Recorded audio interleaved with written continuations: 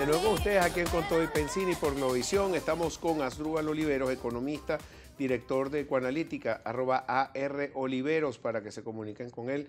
Y Asdrúbal, vamos a empezar entonces a hablar un poco también sobre la economía y las cifras de inflación, porque a ti te cita mucha gente. Es que Asdrúbal dice que el año que viene va a ser 1.700% y después el otro año 7.000%. Entonces, ya que tenemos a Asdrúbal aquí, que nos diga él cuáles son sus cifras. Sí, vale, claro. Mira, hay unos datos aquí de unas láminas, no sé si se ve ahí en tu...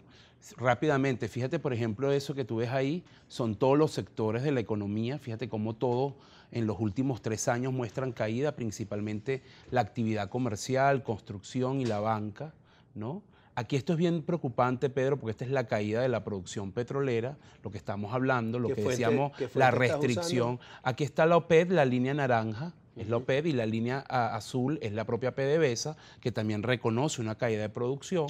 Esto es lo que te está diciendo que, obviamente, la disponibilidad de dólares está bastante restringida. Por debajo, según la OPEP, y la propia PDVSA por debajo de 2 millones. Bueno, el flujo de caja, y me quiero detener entonces en el tema de esto. Fíjate esta lámina, no sé por qué se puso negra, tal vez por el panorama. No se ve. Esto es no, sí se la ve. línea Azul. La línea naranja es el ciclo hiperinflacionario de Brasil, que como sabemos, digamos, tuvo una hiperinflación que después con la presidencia, o mejor dicho, con Fernando Enrique Cardoso como ministro de Finanzas antes de ser presidente, pues la resolvió.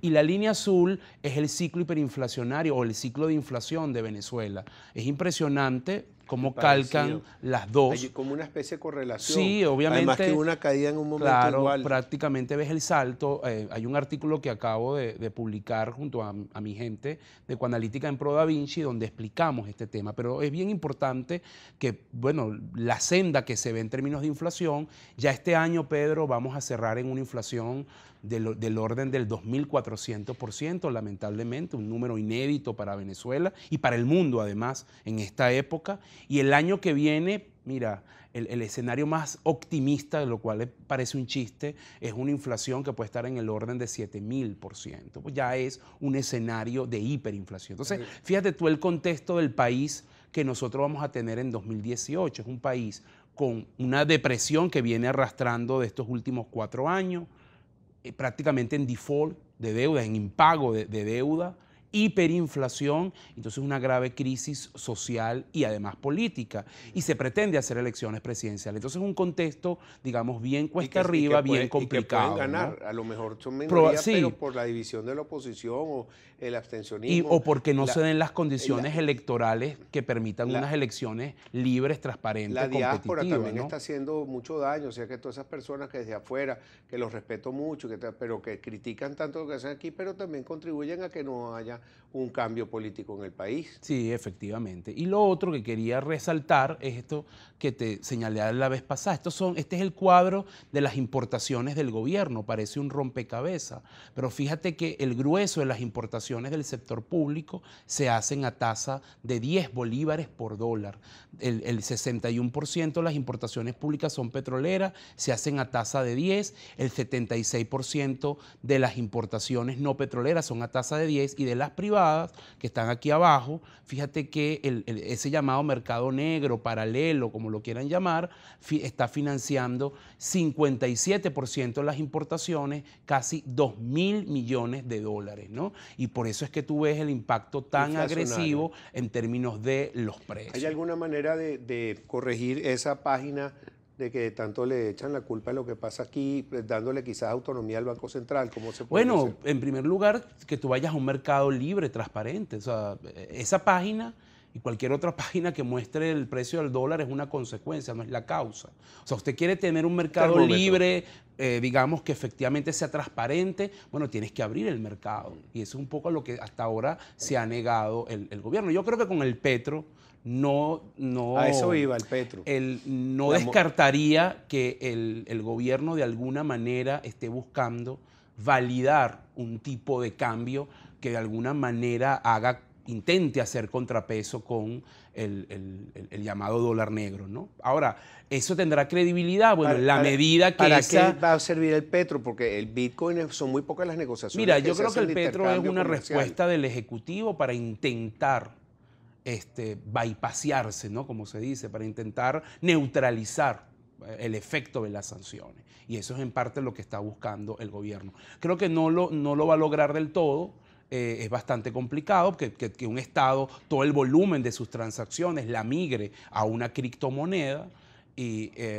Pero creo que puede tener una consecuencia donde el tipo de cambio termine siendo validado y surja un tipo de cambio implícito en todas esas, porque al final la gente lo que quiere es dólares, que de alguna forma, si el proceso es medianamente transparente, ese tipo de cambio puede hacer empezar a ser ¿a quién le van a aceptado. dar esos petros? Por ejemplo, a todos los tenedores de bonos de la República, de PDVSA, No, yo creo pago que de es un capital, tema de intereses. permitir que esa moneda surja. Y lo otro que también creo que es importante, Pedro, es el hecho de que muy probablemente lo que también puede llevar una consecuencia positiva, entre comillas, es que con la entrada en vigencia del petro, el gobierno permita que todo el tema de las criptomonedas, del minado, que está muy en boga, a lo mejor se vuelva una actividad legal. Y eso de alguna manera empieza a operar, ya está operando, pero en una zona gris en Venezuela, pase a ser una actividad legal y eso puede tener un boom y puede ayudar a mucha gente, en cierta forma, sobre todo en una economía que va a un ciclo hiperinflacionario. Pero ¿tú crees que le van a permitir a los individuos, a todo el mundo, a minar? Bueno, Bitcoin tiene un límite, pero hay otras monedas que están surgiendo. Bueno, están surgiendo y ya hay mucha gente que está en ese proceso. Y insisto, en una zona gris porque no es ilegal, pero tampoco es legal, pero ya eso está ocurriendo. Pero en Venezuela es un sitio ideal y mucho claro. la subida del Bitcoin se debe a Venezuela porque necesitan... La electricidad es muy barata, hay condiciones para eso, la mano de obra es extremadamente barata, puedes tener una cantidad de gente todo el día en este tema y no te cuesta mucho, entonces hay muchas cosas. Tengo 3 minutos, es Navidad. ¿Qué le recomiendas a la gente? Siempre hace algunas, aunque sea a las empresas o al individuo, de cómo pueden hacer para fin rápidamente, de año a las empresas el tema clave es cuidar el flujo de caja.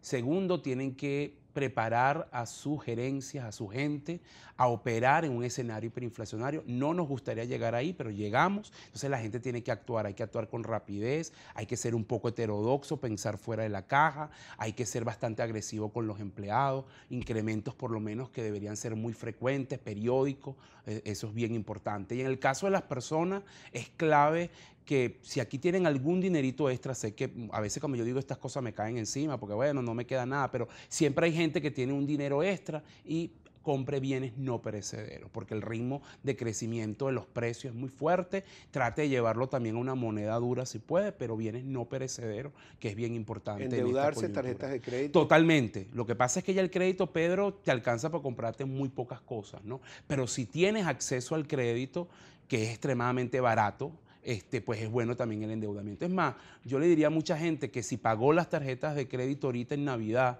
agarre, vaya y haga un buen mercado de cosas que se puedan mantener y después vaya pagando poco a poco esa tarjeta el próximo año, ¿no? Sí, y también para las personas, utilidades que si serán poquitas, serán mucho, ¿qué hacer con eso?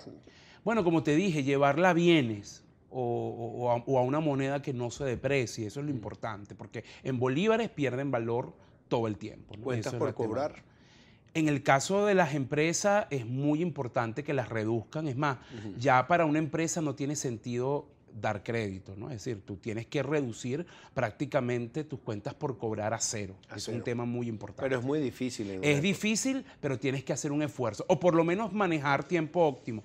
Yo creo que más allá de una semana, mira, cuando mucho 15 días ya es bastante. La hiperinflación es un ciclo muy poderoso, el ritmo de crecimiento de los precios es muy acelerado, entonces si tienes cuentas por cobrar con demasiado tiempo, de alguna manera eso te impacta negativamente en flujo de caja. ¿Dolarizar de alguna manera las facturas para el año que viene? Mira, más que dolarizar, yo creo que las empresas tienen que tener en mente un precio, aunque cobren y vendan en bolívares, porque obviamente es el tema legal, una referencia de cuánto eso cuesta en dólares. Y eso de alguna manera les permita fijar estrategias de precios, ¿no? Mira, usted tengo que pagar prácticamente la entrevista para que te saque el jugo. Un millón de gracias, todo lo mejor para ti, Asdrúbal. Te espero pronto en el programa y bueno, ojalá que el año que viene... a todos los que nos ven a esta hora, sea mucho un mejor año. Muchísimas gracias. A Asdrúbal Oliveros, @AROliveros, le escriban.